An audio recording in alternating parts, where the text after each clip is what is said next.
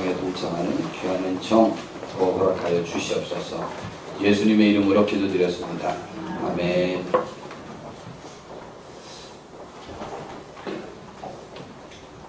단명하는 사람과 장수하는 사람의 차이점이 무엇일까에 대해서 조사를 해봤어요. 그랬더니 흡연, 음주, 일하는 스타일, 사회적 지위, 경제 상황, 인간관계 등에 이르기까지 조사한 끝에 아주 의외의 새로운 사실을 밝혀졌답니다. 담배나 술은 수명과 무관하지는 않지만 또 다른 결과가 나왔는데요.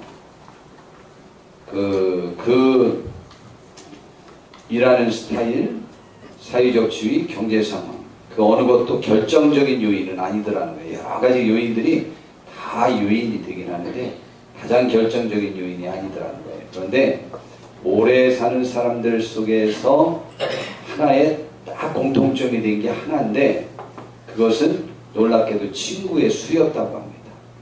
친구의 수가 많은 사람들이 오래 살더라는 거예요. 그래서 친구의 수가 적을수록 쉽게 병에 걸리고 일찍 죽는 사람들이 많았고 친구의 수가 많은 사람들이 또 오래 살고 그렇게 하더라는 거예요.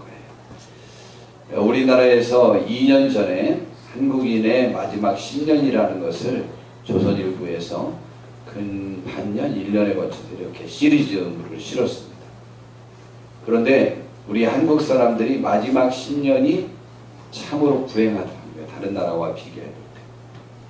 더더군다나 요즘은 굉장히 또 아주 마음 아픈 현실이 특별히 경제적으로 어려운 사람들 집안의 장수, 그것이 축복이냐 저주냐 라는 말이 들을 만큼 아주 저주스러운 일처럼 다가오는 시대에 지금 살고 있습니다. 근데 우리나라에서 그 마지막 10년을 연구해 봤는데 그 중에 마지막 10년 동안에 제일 불행한 사람이 고독이랍니다. 고독. 내가 갈 곳이 없고 나를 찾아오는 이 없고 내가 연락할 곳이 없고 나에게 연락을 주는 사람이 없고 어른분들에게 자주 전화드리고 찾아뵈면 우리는 그를 불편하게 해드릴 것 같은데 어른분들은 그러지 않아서 불편하고 젊은 사람들은 어른분들이 연락하면 굉장히 불편합니다. 자, 그래서 어른분들에게는 결론적으로 자주 연락드리면 훨씬 더 좋아하신다. 그래서 제일 좋은 것은 친구관계가 많은 관계들 중에 교회처럼 많은 관계가 어디 있습니까? 그러므로 연세 드신 분들은 교회에 열심히 하시는 것만큼 좋은 게 없어요. 매일 새벽 예배 하시고 이용래 집사님처럼 그 전날까지 오셔서 식사까지 하시고 저녁쯤에 집에 가셨다가 그날 밤에 이렇게 돌아가시고 나니까 그게 제일 사실은 행복한 거예요. 친구가 무엇입니까? 친구란 누가 이렇게 정의를 했습니다. 환경이 좋든 나쁘든 늘 함께 있었으면 하는 사람, 재반 문제가 생겼을 때 저절로 상담하고 싶어지는 사람, 좋은 소식을 들으면 제일 먼저 알리고 싶은 사람, 다른 사람에게 밝히고 싶지 않은 일도 얘기하고 싶은 사람, 마음이 아프고 괴로울 때 의지하고 싶은 사람, 쓰러져 있을 때 곁에서 무릎 꿇어 일으켜주는 사람, 슬플 때 기대어서 울 수 있는 어깨를 가진 사람, 내가 울고 있을 때 그의 얼굴에도 몇 가닥의 눈물이 보이는 사람, 내가 실수했다 하더라도 조금 더 언짢은 표정을 짓지 않는 사람, 필요에 따라서 언제나 진실된 충고도 해주고 위로도 해주는 사람, 나의 무거운 짐을 조금이라도 가볍게 들어주는 사람, 갖고 있는 작은 물건이라도 즐겁게 나누어 쓸 수 있는 사람. 그 중에 가장 좋은 친구가 배우자죠. 배우자가 그 중에 가장 좋은 친구입니다. 우리 어느 교수님이 우리에게 가르치실 때 사람들이 대화할 대상이 없는데 그런데 배우자와 그것을 대화하면 그가 상담자라는 거예요. 그러니까 배우자가 그중 가장 좋은 대화자라는 거죠. 근데 이 세상에서 한 명의 대화자도 상담자도 가지고 있지 못한 사람이 굉장히 많다는 것이죠. 성경에 나와 있는 가장 좋은 친구 관계 한 관계를 제가 좀 소개해 드리려고 합니다. 그것은 다윗과 요나단의 친구 관계예요. 요나단은 사울 왕의 왕자, 아들인 요나단 왕자고, 다윗은 이스라엘의 영웅이죠. 다윗은 베들레헴이라는 시골에서 이새라고 하는 사람의 8형제 중에 마지막 막내였습니다. 형들도 그들을 인정하지 못했고요. 부모조차도 그를 주목하지 못할 만한 그러한 인물이었습니다. 그런데 그가요, 아버지의 심부름으로 전쟁터에 나가 있는 세 형의 소식을 알아보러 나갔다가 블레셋의 장수 골리앗을 만난 거예요. 그래서 그 골리앗을 죽이고 맙니다. 그가. 그런데 아무도 다윗에 대해서 아는 사람이 없는 거예요. 그가 왕 앞에 불려갔습니다. 왕이 내가 누구냐, 어디 사람이냐 라고 말하자 자기를 소개한 거예요. 저는 베들레헴 사람이고 이새라고 하는 사람의 8형제 중 막내 다윗입니다 라고 이렇게 답변을 했어요. 근데 사무엘상 18장에 보니까 다윗이 그 사울왕에게 그 답변할 때 누가 옆에서 있었느냐면 사울왕의 아들 요나단 왕자가 있었어요. 다윗보다 나이가 몇 살 더 많을 것이라고 많은 사람들이 생각하고 있습니다. 근데 그 답변하는 모습을 듣고는 요나단의 마음이 다윗의 마음과 하나가 되어버렸어요. 마음에 확 들었어요. 여러분, 표정과 태도를 보고 여러분이 마음에 드는 사람도 있고 마음에 안 드는 사람도 있죠. 아마 다윗 왕의 그 겸손하면서 이렇게 대답하는 그런 태도들이, 그러면서도 불구하고 당당한 그 모습 속에서, 당당하죠. 지금 이스라엘 백성 전체 중에서 최고의 장수가 된 것 아니, 지금 이 즉시로 지금 골리앗을 죽이고 막 돌려왔으니까. 그런데 그 모습을 보면서 그가 굉장히 그 마음이 동한 거예요. 그래서 그냥 한번 그 답변하는 그 말을 듣고 그를 자기 생명같이 사랑하게 되었어요. 여러분, 같은 동성에게 이렇게 끌린 것 있습니까? 지난주에 우리 동성애자에 관해서 말씀을 드렸는데, 동성애자하고 이거하고는 완전히 다릅니다. 이것은 우정이고요. 그건 구체적인 성적 욕망이에요. 그러니까 완전히 다르죠. 지금도 또 시청각 광장에서 쾌어 축제하는 것, 어제 시청에서 또 허가가 내렸어요. 지금 또 기독교계에서 또 난리가 났습니다. 또다시 열기로 것을 허락해달라고 해서 또 그것이 열기로 그렇게 됐다는데요. 여하튼 그렇게 사랑하게 되었어요.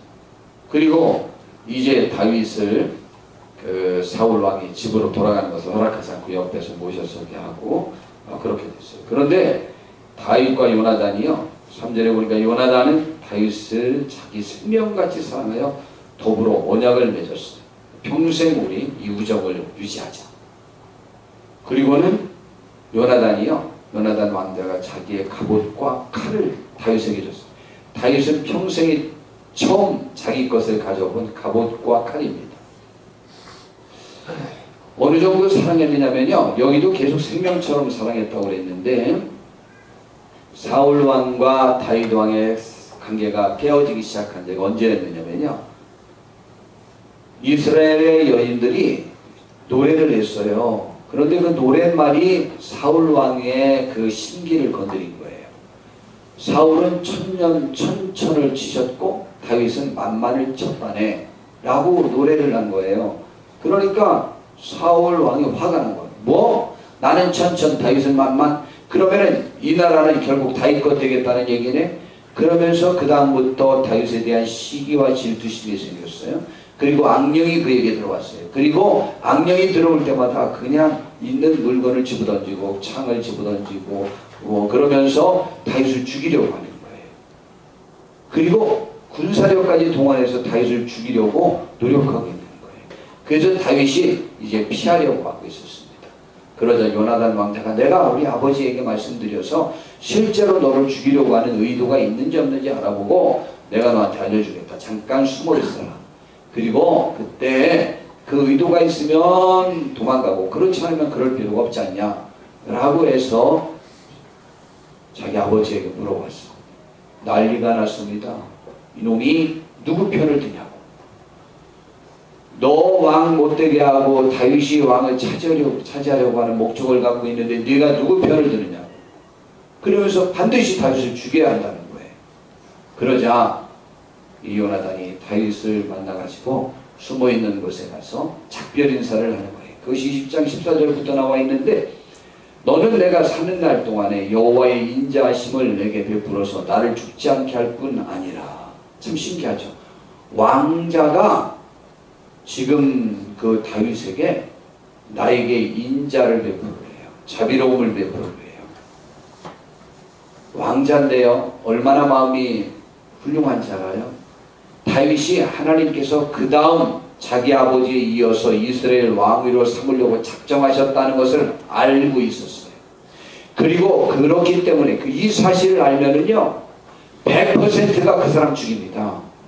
여기 세계 역사상 왕자가 자기가 왕이 되는 것이 아니고 다른 사람이 왕이 될 것이라는 계시를 받았다고 한다면 그 사람 살려주는 역사가 한 번도 없어요. 지금이 처음이에요. 이 사건이. 어느 작품에서도 다 똑같지 않습니까? 셰익스피어의 작품에서도 그렇고 다 똑같아요. 다 똑같은 거예요. 사람은 살려줄 수 없어요. 자기 아들이 왕이 안 되고 딴 사람이 왕이 된다는 것을 알았는데 그 사람을 살려줄 사람이 어디 있습니까? 살려주지 않죠. 사울왕도 그래서 죽이려고 했던 거예요. 사울왕이. 그런데요 요나단 왕자는 그것을 알고 있었어요. 그런데 너는 왕이 될 거라는 걸 전제하에서 그때 내가 너에게 잘 대주리. 조건부로 사랑한 건 아니에요. 그러나 너는 나에게 자비를 베풀어 줬으면 좋겠다 그랬어. 그리하기로 작정하고 그들이 이루어졌어요. 둘이 역시 생명처럼 자기를 사랑했습니다. 결국 17절에 보니까 다윗에 대한 요나단의 사랑이 그를 다시 맹세하게 하였으니 이는 자기 생명을 사랑한 같이 그를 사랑하였다. 둘이 그렇게 사랑하게 되었어. 이 약속을 지킵니다. 이제 블레셋이 쳐들어왔어요. 다윗은 망명생활하고 있고. 그런데요 사울왕과 요나단이 죽어버렸어요. 그러자 이제 이스라엘 사람들이 와서 다윗 보고 왕이 되게 해달라고 해서 왕위에 올랐어요. 그래서 37살에 통합왕이 되었습니다. 그런데 그때 다윗이 왕이 되고 난 다음에 요나단 왕자의 집안을 돌이켜본 거예요. 사무엘하 9장에 봤더니 다윗이 사울의 집에 아직도 남은 사람이 있느냐 라고 내가 그에게 요나단으로 말미암아 내가 은총을 받았으니까 내가 갚으려고 한다는 것이죠. 무비보셋이라고 하는 요나단 왕자의 아들이 있다는 사실을 알았습니다. 무비보셋은요 그가 2살 때에 그를 안고 도망가다가 떨어뜨려서 2 다리를 쳐는 그러한 사람이었어요.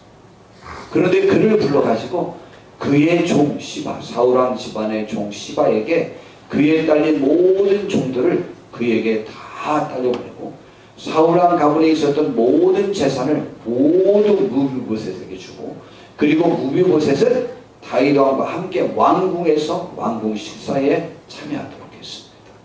감사하죠. 이 친구관계가 성경에서 나오는 가장 대표적인 좋은 친구관계예요. 정말 그들의 우정은 끝까지 그들의 자녀들까지 자손까지 책임지는 그러한 우정을 볼 수 있었습니다. 친구는 나의 스승이랍니다. 누가 그러는데 소탈한 친구를 만나면 나의 속됨을 고칠 수 있고 통달한 친구를 만나면 나의 편벽됨을 곁들일 수 있고 박식한 친구를 만나면 나의 고루함을 바로잡을 수 있고 인품이 높은 친구를 만나면 나의 타락한 속기를 떨쳐버릴 수 있고 차분한 친구를 만나면 사치스러워가는 나의 허영심을 깨끗이 씻어낼 수 있다. 친구는 모든 면에서 나의 스승이다. 좋은 친구를 원한다면 내가 먼저 좋은 친구가 되어보자 라고 하는 말도 있습니다. 제가 좋은 친구 한 분을 소개시켜 드리려고 합니다. 예수님이죠. 예수님만큼 좋은 친구는 없어요. 예수님은 우리에 대해서 친구라는 표현도 쓰셨습니다. 예수님은 우리의 삶의 모든 무거운 짐을 져주시는 분입니다. 그래서 마태복음에 보니까 수고하고 무거운 짐진 자들아 다 내게로 오라. 내가 너희를 쉬게 할 것이라고 했는데 우리에게 있는 인류에게 있는 가장 큰 짐들이 무엇일까요? 우선 첫 번째 짐은 경제적인 짐입니다. 물질에 관한 무거운 짐이죠. 두 번째, 질병에 관한 짐입니다. 그리고 가정에 관한 짐이죠. 우리 한국 사람들도 뭐 다 같은 짐을 지고 있겠죠. 그런데 일단 첫 번째 짐은 물질의 짐이죠. 두 번째, 가정의 짐인데, 특별히 한국에서는 자녀의 짐이 참 무겁습니다. 특별히 교회는 여자분들이 많이 나오시는데, 뭐 저희 교회는 이제 부부가 많이 계셔서 그렇긴 하지만 요즘은 이제 부부들이 많이 다닙니다. 그런데 남편에게 있어서는 아내가 참 짐이에요. 그런데요, 아내들에게 있어서는요, 자녀가 참 짐이에요. 그 무거운 짐을 지고 있어요. 그리고 인류가 공통적으로 반드시 져야 될 짐이 있는데, 사실은 죄의 짐이 있어요. 이것에서는요, 누구든지 자유로울 수 없어요. 내가 죄라고 하는 문제를 깊이 인식했든 인식하지 않았든, 죄의 문제는 나를 올가매는 가장 큰 문제일 수 있어요. 죄의 짐의 결과는 죽음이에요. 그래서 죽음에 대한 공포, 짐을 사람은 지고 있어요. 그 무거운 짐을 지고 있어요. 주님은 수고하고 무거운 짐진 자들아 라고 했을 때 그 모든 것을 포함해서 말씀하셨음이 분명합니다. 그리고 그 해결을 해주기 위한 방편으로 나에게 오라라고 말씀하신 거예요. 내가 너희를 쉬게 하겠다는 것이죠. 근데 그분이 쉬게 할 수 있는 그분의 특질을 설명을 하셨어요. 나는 마음이 온유하고 겸손하니. 저는 여하튼 좋은 친구, 이번에도 이 말씀을 전하려고 할 때 좋은 친구 생각할 때 첫 번째가 떠오르는 것은 무조건 마음이 온유하고 겸손한 주님의 성품이에요. 우리요, 누구에게 찾아가서 우리의 문제를 상의하고 싶어 하느냐. 학생들에게서 고민 상담할 때 제일 첫 번째 누구와 상담하는지 알아요?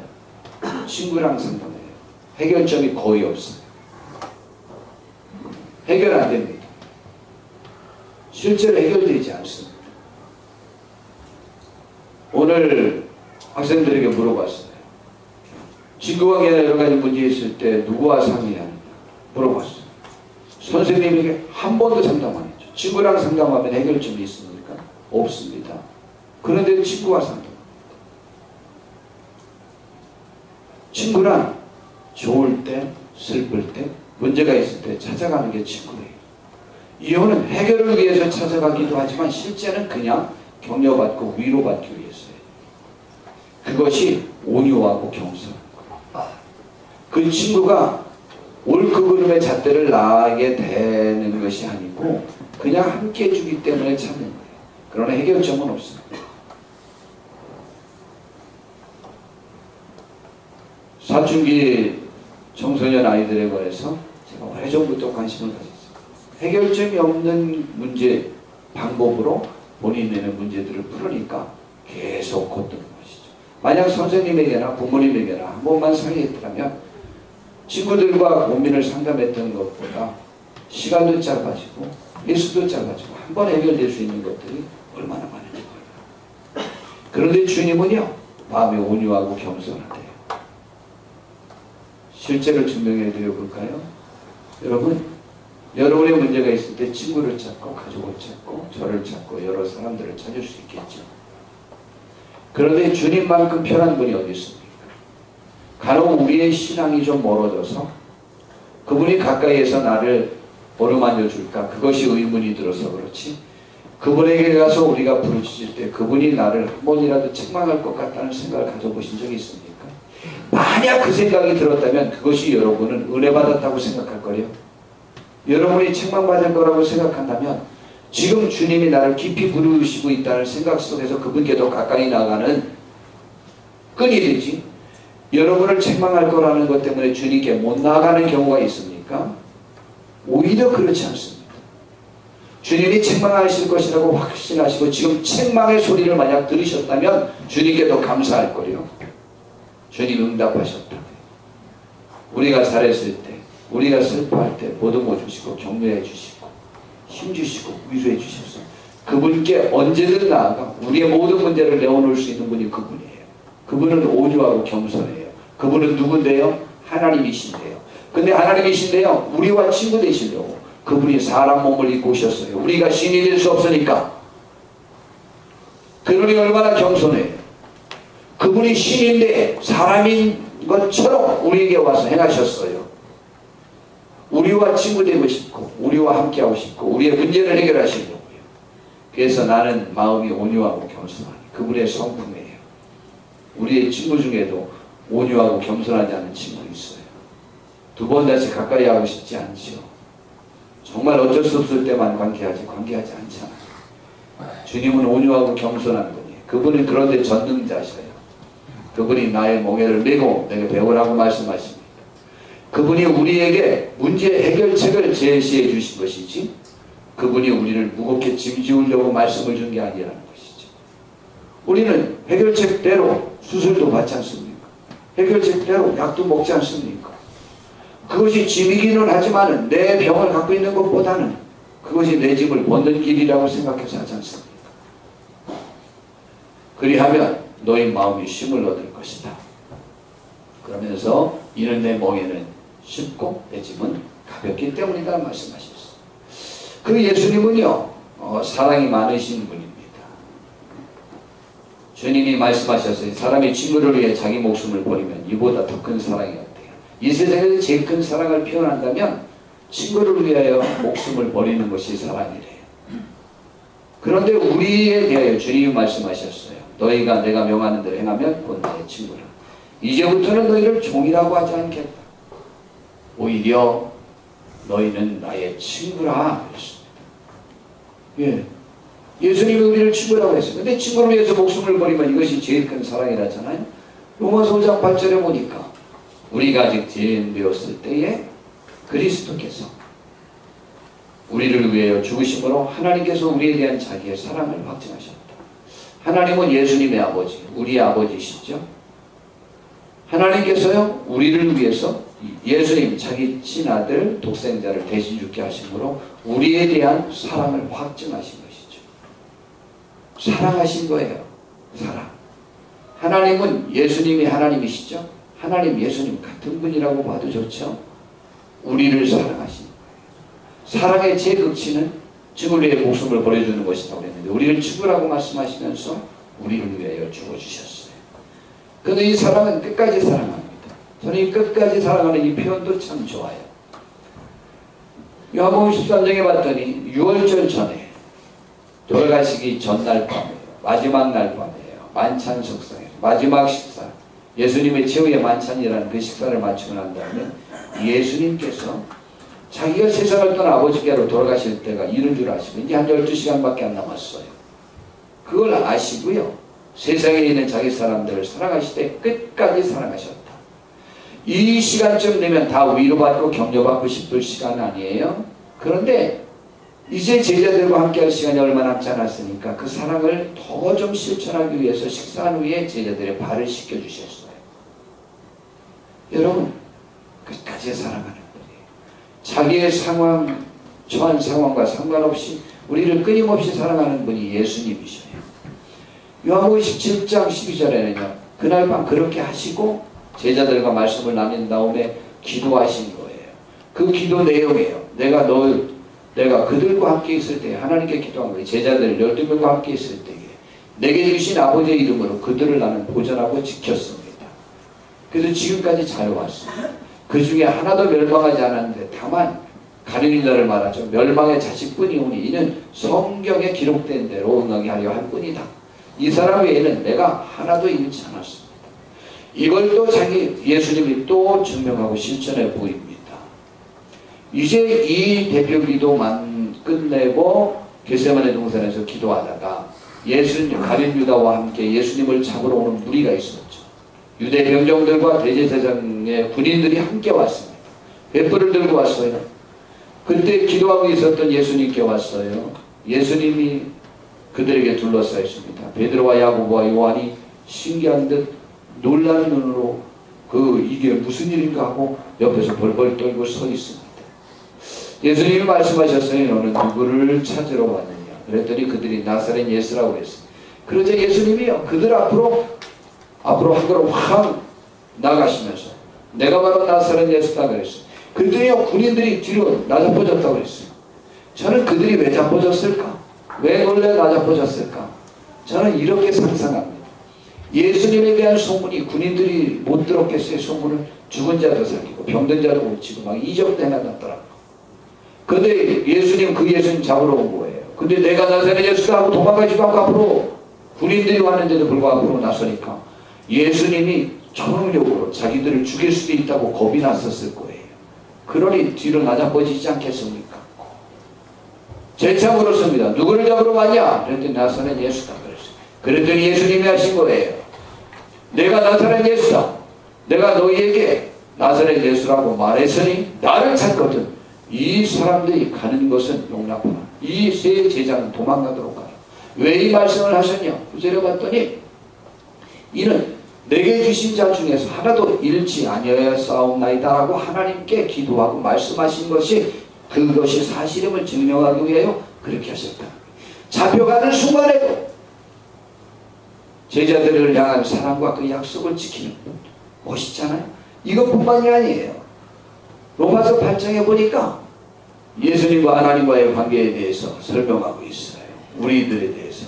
그런 중 일에 대해서 무슨 말을 해요? 이 일은 하나님이 사람을 구원하시기 위해서 대신 죽으셔서 사람의 죄를 용서하시고 천국 가게 하셔서 하늘에 가셔서 하나님과 함께 그 보좌에 앉아서 영원토록 왕노릇하는 그 영광스러운 자리를 허락하시기로 비천한 죄인들 우리에게 허락해 주셨다는 이 일에 대해서 누가 시비하겠느냐 이 말이에요.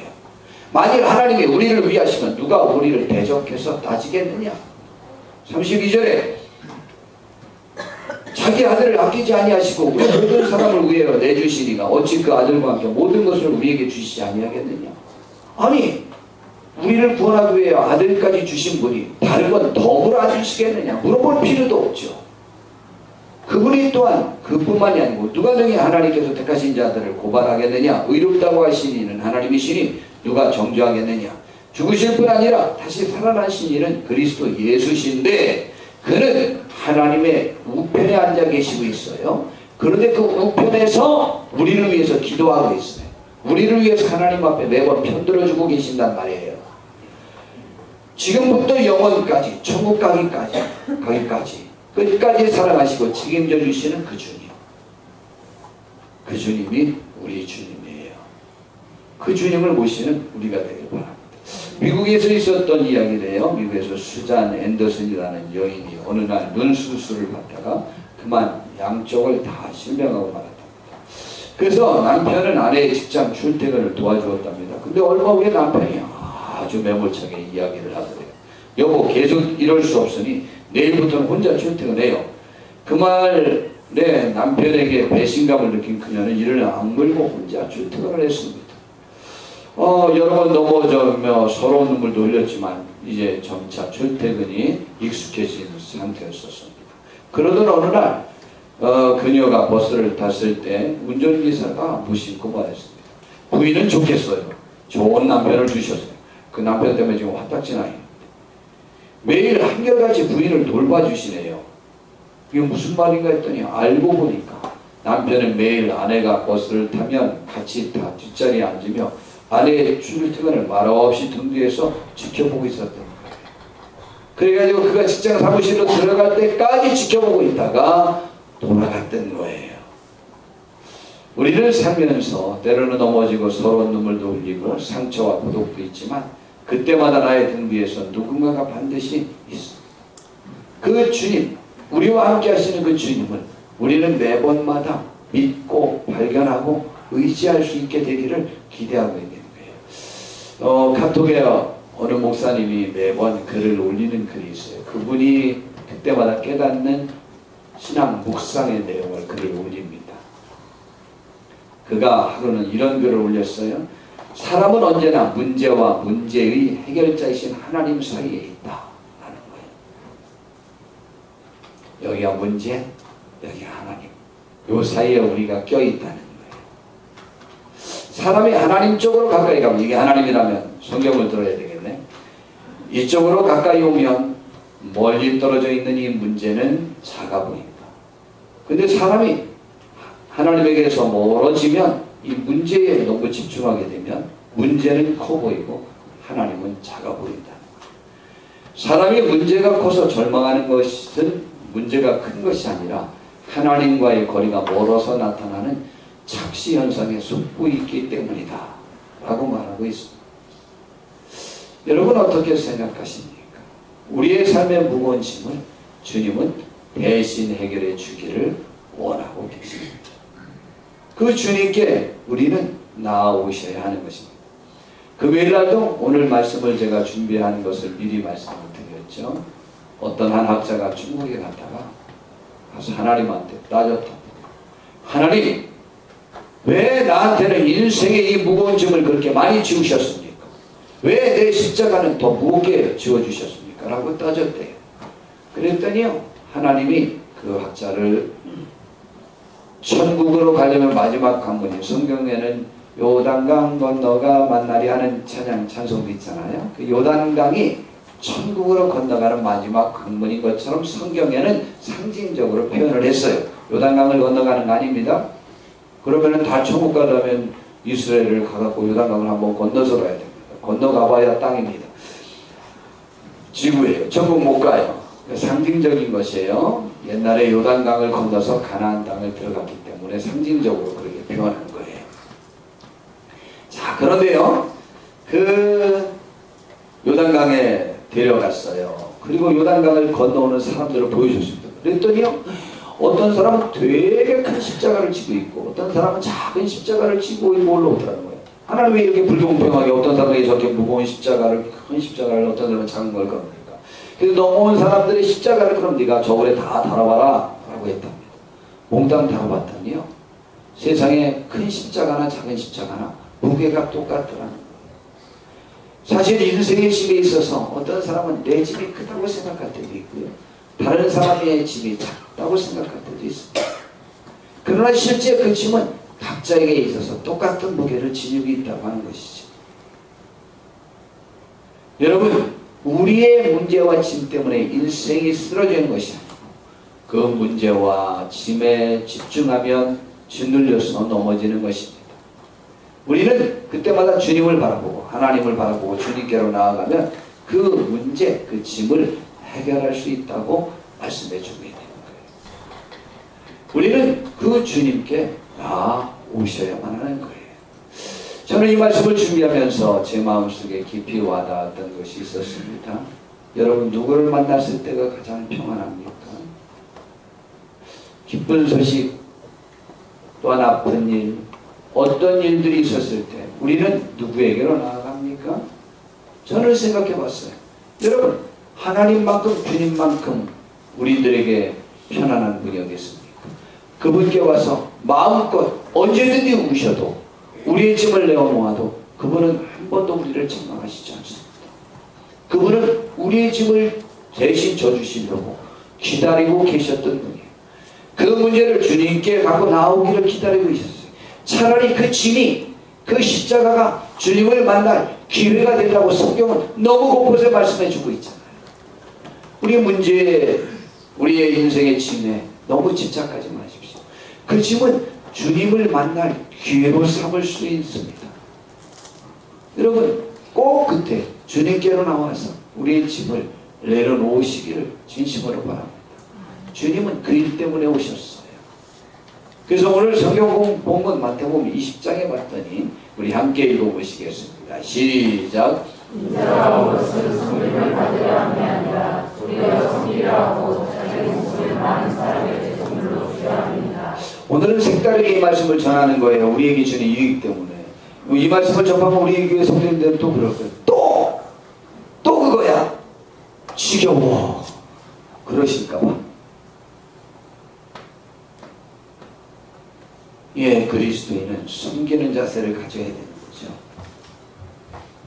예, 정말 섬겨야 됩니다. 만약 우리가 섬기는 자세가 없다면 정말 그리스도의 영이 우리 속에 있는가를 의문해 보셔야 해요. 이것은 제가 타협할 수 없고 양보할 수 없습니다. 예수님이 오신 목적은 우리를 섬기러 오셨어요. 우리는 예수의 제자지 세상의 제자는 아닙니다. 우리는 예수님의 제자지 이 세상의 왕의 제자는 아닙니다. 그렇기 때문에 섬겨야 돼요. 오늘 섬기라는 말씀을 드리려고 이 말씀을 한 건 아닙니다. 그러니까 오늘은 이것으로 그만하고 주님이 하신 것, 주님이 섬기셨어요. 우리를 받으셨어요. 그분이 왕이셨는데, 하나님이셨는데 그 자리를 버리고 사람 몸을 입고 와서 종처럼 우리를 섬겼어요. 실천적으로 그것을 그의 삶 속에서 보이셨어요. 그뿐만이 아니에요. 한 걸음 더 나아가서 우리를 위해서 대신 죽어주시기 위하여 오셨다는 거예요. 그래서 우리의 죄의 짐, 삶의 무거운 짐을 대신 져주시는 거예요. 그래서 우리의 죄의 짐을 그분 앞에 풀을 수 있어요. 우리의 삶의 인생의 문제를 그분 앞에 내어놓을 수 있어요. 그분은 그것을 해결해 주리고 섬기는 종으로 이 세상에 오셨어요. 그러면서 우리의 친구요, 우리의 구주가 되시고 우리의 하나님이 되셔요. 그분이 온유하고 겸손하니 그분과는 친구처럼 지낼 수 있고, 그러면서도 불구하고 전능자예요. 우리의 친구는 우리의 문제를 실제로 해결하지 못할 때가 너무 많습니다. 그러나 주님은 우리와 함께 우리의 친구처럼 더 모든 것을 내어놓을 수 있지만 해결자이기시기도 합니다. 우리 이 사진은 전에 우리 교회에서 한번 이어가는 들었던 적이 있었죠. 이것도 싫어합니다. 이 사진 인큐베이터 안에 있는 두 자매의, 쌍둥이 자매의 사진입니다. 생명을 구하는 포옹이라는 제목으로 붙은 이 한 장의 사진은 전 세계인을 감동시킨 사진입니다. 카이리와 브리엘은 미국 매사추세츠 메모리얼 병원에서 예정일보다 12주 일찍 태어났다. 두 아이는 1kg도 안 되는 조산아로 태어나 각각 다른 인큐베이터에 넣어졌습니다. 태어날 때부터 심장에 이상을 안고 태어난 브리엘이 곧 죽게 될 것이라고 말했습니다. 예상했던 대로 카이리는 잘 자랐는데 브리엘의 상태는 달리 손을 쓸 수 없을 정도로 점점 나빠졌습니다. 호흡과 맥박이 좋지 않아 거의 죽기 직전이었습니다. 생후 1개월 정도 되던 때였습니다. 그때 19년의 경력을 지닌 간호사 게일이라는 사람이 과거 유럽에서 써오던 미수가 치료법을 떠올리며 죽어가는 브리엘을 카이리의 인큐베이터에 같이 넣을 것을 제안했답니다. 카이리와 브리엘은 생명을 갖게 된 이후로 줄곧 엄마 뱃속에서 붙어 있었으니까 같이 있는 것이 더 좋을 거라고 말했습니다. 의사는 두 아이를 한 인큐베이터에 넣는 것이 병원 규정상 금지되었다는 이유를 근거로 해서 허락하지 않았습니다. 그런데 아기 어머니가 동의를 하고 설득을 해서 한번 넣어보기로 했습니다. 그런데요, 아기를 그 인큐베이터 안에 함께 넣자마자 놀라운 일이 생겨났습니다. 언니인 브리엘, 이름은 바꿔도 될게 그냥 자우자 언니가 갑자기 죽어가는 자기 동생을 저렇게 껴안은 거예요. 그 사진을 찍어놓은 거예요. 그런데요, 그것을 제안했던 간호사도 깜짝 놀랐고 의사도 놀랐고 모든 가족이 놀랐습니다. 처음에는 기계의 오작동인 줄 알고 착각을 했습니다. 갑자기 심장이 박동이 정상적으로 금방 올라버리고, 그리고는 둘이 지금 14년이 되었습니다.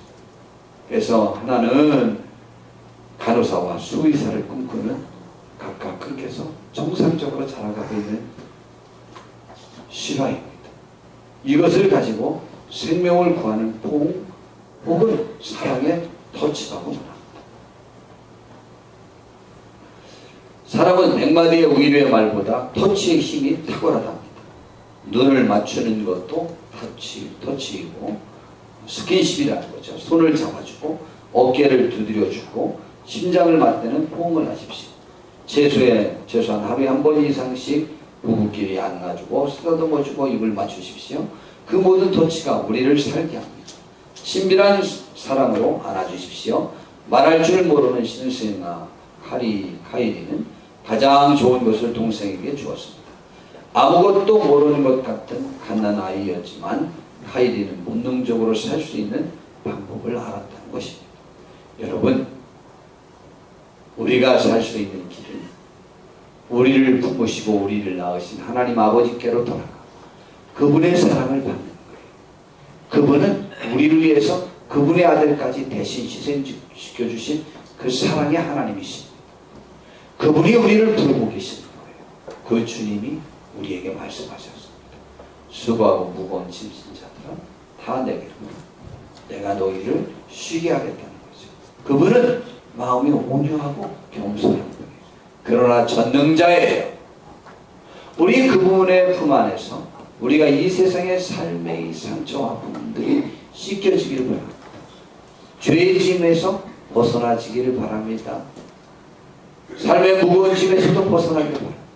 그분 앞에서 우시고 그분 앞에서 웃으시고 그분 앞에서 우리가 우리의 문제를 해결할 수 있는 은총이 있기를 바랍니다. 이번 주간 우리를 위해 죽어주신 예수님의 고난주간입니다.